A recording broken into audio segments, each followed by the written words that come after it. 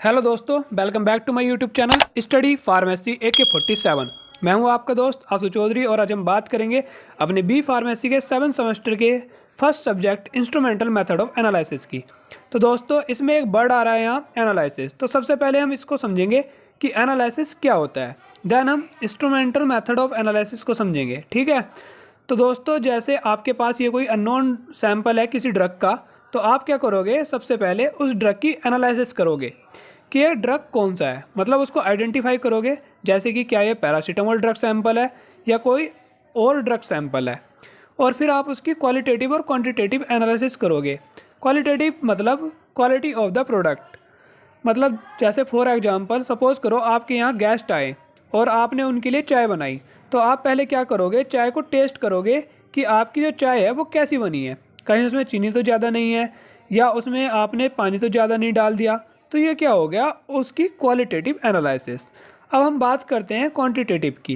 Quantitative क्या होता है दोस्तों, जैसे फॉर एग्जांपल आपने अभी गेस्ट के लिए चाय बनाई थी, तो ऐसा ना हो कि आपके यहाँ गेस्ट 4 आए हों और आपने चाय 3 कप बनाई हो, तो ये क्या होगा, गड़बड़ हो जाएगी। तो आप क्या करोगे, पहले एनालिसिस करोगे, चेक करोगे कि क्या हमारी चाय 4 कप ही है या आपने उसमें चीनी कितने चम्मच डाली है, 3 चम्मच डाली है, 4 चम्मच डाली है। तो ये क्या हो गया हमारा पूरा एनालिसिस के बारे में। अब हम बात करते हैं कि इंस्ट्रूमेंटल मेथड ऑफ एनालिसिस क्या होता है। तो दोस्तों जब हम एनालिसिस करते हैं तो उसको करने के लिए हमें डिफरेंट इंस्ट्रूमेंट्स की आवश्यकता होती है। तो उसको हम क्या बोलेंगे, instrumental method of analysis. Next हम बात करते हैं यूवी विजुअल स्पेक्ट्रोस्कोपी की, जो क्या है हमारा इंस्ट्रूमेंटल मेथड ऑफ एनालिसिस का फर्स्ट चैप्टर है। तो अब हम बात करते हैं स्पेक्ट्रोस्कोपी की। मतलब स्पेक्ट्रोस्कोपी क्या है, एक मेथड है जिसका यूज करके हम ड्रग का एनालिसिस। तो इसके लिए आपको ये वर्ड अच्छे से समझना है कि स्पेक्ट्रोस्कोपी होता क्या है। तो दोस्तों स्पेक्ट्रोस्कोपी 2 वर्ड से मिलकर बना होता है, स्पेक्ट्रम प्लस स्कोपी। स्पेक्ट्रम का मतलब होता है लाइट और स्कोपी का मतलब होता है टू डिटरमाइन। मतलब हम क्या करेंगे, लाइट की हेल्प से किसी अननोन ड्रग सैंपल की कंसंट्रेशन पता करेंगे कि किसी ड्रग सैंपल में ड्रग की कंसंट्रेशन कितनी है। तो ऐसे तो हम किसी ड्रग की कंसंट्रेशन इतनी आसानी से पता नहीं कर सकते कि हमने लाइट मारी और हमें ड्रग की कंसंट्रेशन पता चल गई। तो उसके डिफरेंट मेथड होते हैं, उनसे हम पता लगाएंगे किसी ड्रग सैंपल में ड्रग की कंसंट्रेशन कितनी है। तो उनके बारे में हम बाद में पढ़ेंगे, पहले हम अपना बेसिक क्लियर कर लेते हैं। तो स्पेक्ट्रोस्कोपी क्या होती है दोस्तों, spectroscopy is a technique of analysis by which we can determine the concentration of any unknown sample with the help of light. This is called spectroscopy. मतलब स्पेक्ट्रोस्कोपी क्या है, स्पेक्ट्रोस्कोपी एक टेक्निक है एनालिसिस करने की, जिसके द्वारा हम किसी भी अननोन सैंपल की लाइट की हेल्प से कंसंट्रेशन पता कर सकते हैं। तो मतलब लाइट में ऐसा क्या होता है जिससे हम किसी भी अननोन ड्रग सैंपल की कंसंट्रेशन पता कर सकते हैं। तो लाइट हमारी क्या होती है, एक्चुअल में इलेक्ट्रोमैग्नेटिक रेडिएशन होती है, जिसमें फोटोन के पैकेट्स होते हैं, या हम बोल सकते हैं पैकेट्स ऑफ एनर्जी। और एनर्जी मतलब जैसे हम सब जानते हैं कि सूरज की लाइट से हमें क्या मिलती है, एनर्जी मिलती है। जैसे धूप में हम अपने कपड़े सुखाते हैं या सोलर बैटरी को चार्ज करते हैं, तो वो धूप में क्यों चार्ज होती है, क्योंकि उसमें कहीं ना कहीं एनर्जी प्रेजेंट होती है in the form of photon. अब हम बात करते हैं कि इलेक्ट्रोमैग्नेटिक रेडिएशन क्या होती है। तो इलेक्ट्रोमैग्नेटिक रेडिएशन इलेक्ट्रिक और मैग्नेटिक रेडिएशन मिलकर बनी होती है।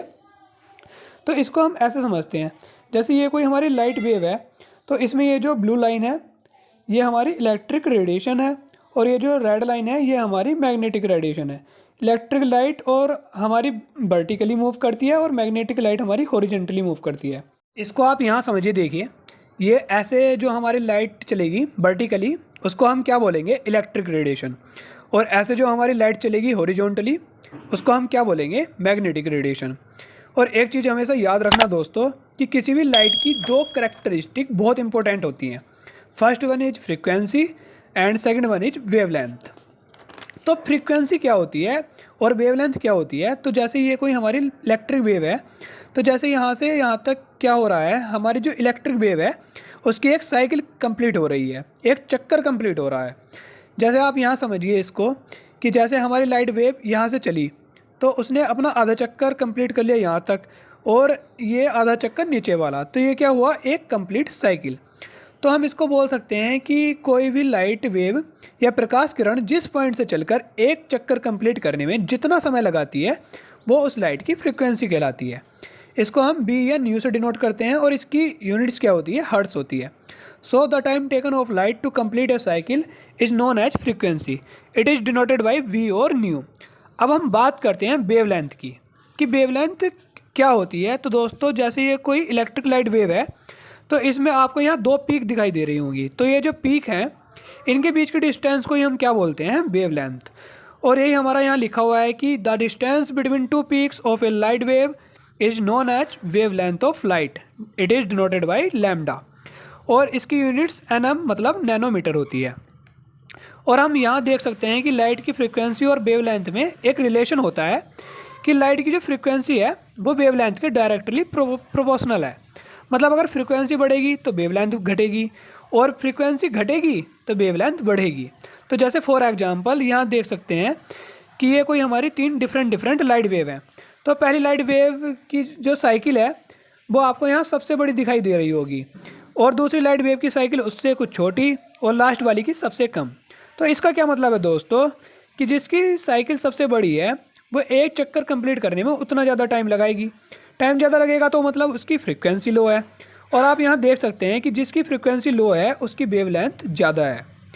अब हम बात करते हैं दूसरी लाइट वेव की। तो इसकी साइकिल पहले वाली से छोटी है, तो ये एक चक्कर कंप्लीट करने में कम समय लगाएगी, मतलब इसकी फ्रिक्वेंसी हाई होगी। और फ्रिक्वेंसी हाई होगी तो इसकी वेवलेंथ क्या होगी, पहले से कम होगी। अब नेक्स्ट जो लाइट वेव है इसकी साइकिल सबसे छोटी है। साइकिल सबसे छोटी है तो ये एक साइकिल कंप्लीट करने में टाइम कम लगाएगी, मतलब इसकी फ्रिक्वेंसी क्या होगी, हाई होगी।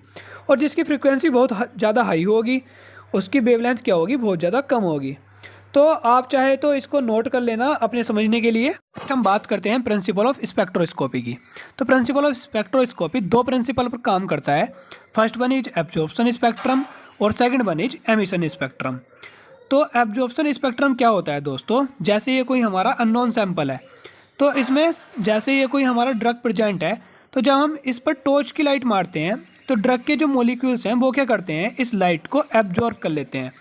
मतलब जैसे ये ड्रग मॉलिक्यूल्स हैं तो अभी क्या है, ये नीचे बैठे हुए हैं, तो जैसे ही लाइट इनसे पास होगी तो ये क्या करेंगे, लाइट को एब्जॉर्ब कर लेंगे और ग्राउंड स्टेट से थोड़ा सा ऊपर उठ जाएंगे। तो ये जो स्टेट है इसको हम क्या बोलते हैं, एक्साइटेड स्टेट।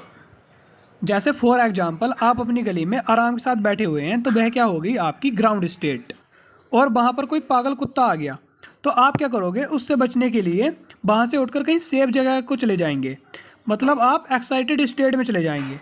तो सेम इसी तरह से जब किसी मॉलिक्यूल्स पर लाइट पड़ती है तो वे मॉलिक्यूल्स उस लाइट को एब्जॉर्ब करके एक्साइटेड स्टेट में चले जाते हैं। हालांकि मैंने यहाँ इनको ज़्यादा ऊपर दिखा दिया है, लेकिन ये सब क्या है, आपके समझने के लिए है। और यही बिल्कुल सेम मैंने यहाँ लिखा हुआ है। तो एब्जॉर्प्शन स्पेक्ट्रम क्या है कि जब कोई मॉलिक्यूल्स ग्राउंड स्टेट से एक्साइटेड स्टेट में जाता है तो उसको हम क्या बोलते हैं, एब्जॉर्प्शन स्पेक्ट्रम। नेक्स्ट हम बात करते हैं एमिशन स्पेक्ट्रम की। तो जैसे फॉर एग्जांपल जब वो पागल कुत्ता आपकी गली से चला गया तो आप क्या करोगे, वापस वहीं आकर बैठ जाओगे। मतलब जब कोई मॉलिक्यूल अपनी एनर्जी को लूज करते हैं जो उन्हें लाइट से एब्जॉर्ब करी थी और एक्साइटेड स्टेट से ग्राउंड स्टेट में आते हैं, तो वह क्या कहलाता है, एमिशन स्पेक्ट्रम। मतलब एब्जॉर्प्शन स्पेक्ट्रम में क्या हो रहा था, हमारे जो ड्रग मॉलिक्यूल्स थे वो ग्राउंड स्टेट से एक्साइटेड स्टेट में जा रहे थे, और यहाँ एमिशन स्पेक्ट्रम में जो हमारे ड्रग पार्टिकल्स हैं वो एक्साइटेड स्टेट से ग्राउंड स्टेट में आते हैं। तो ये क्या होगा, हमारा प्रिंसिपल ऑफ स्पेक्ट्रोस्कोपी। तो दोस्तों ये जो हमारी यूनिट फर्स्ट है ये हमारी किस पर बेस है, एब्जॉर्प्शन स्पेक्ट्रम पर। और एमिशन स्पेक्ट्रम हमारा किस पर बेस है, IR स्पेक्ट्रोस्कोपी पर, जिसके बारे में हम अपनी यूनिट 2 में डिटेल्ड स्टडी करेंगे। जैसे यहाँ लिखा हुआ है कि UV spectroscopy is based on absorption spectrum and emission spectrum is based on IR spectroscopy. तो हम यहाँ एब्जॉर्प्शन स्पेक्ट्रम की हेल्प से कैसे पता करेंगे कि किसी अननोन सैंपल में ड्रग की कंसंट्रेशन कितनी है। तो जैसे ही ये कोई हमारा अननोन सैंपल है किसी ड्रग का, तो हम क्या करेंगे, जब हम इस पर लाइट मारेंगे तो ये जो लाइट है इसकी कंसंट्रेशन हमें पता है कि इसकी फ्रीक्वेंसी क्या है, इसकी वेवलेंथ क्या है, और इसको हम क्या बोलते हैं, इंसिडेंट रे।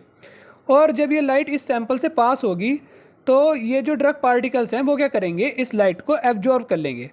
तो ये जो यहाँ इनसे पास होकर निकलेगी उसकी कंसंट्रेशन क्या है, थोड़ी कम हो जाएगी, क्योंकि कुछ लाइट या एनर्जी ड्रग पार्टिकल्स ने एब्जॉर्ब कर ली है।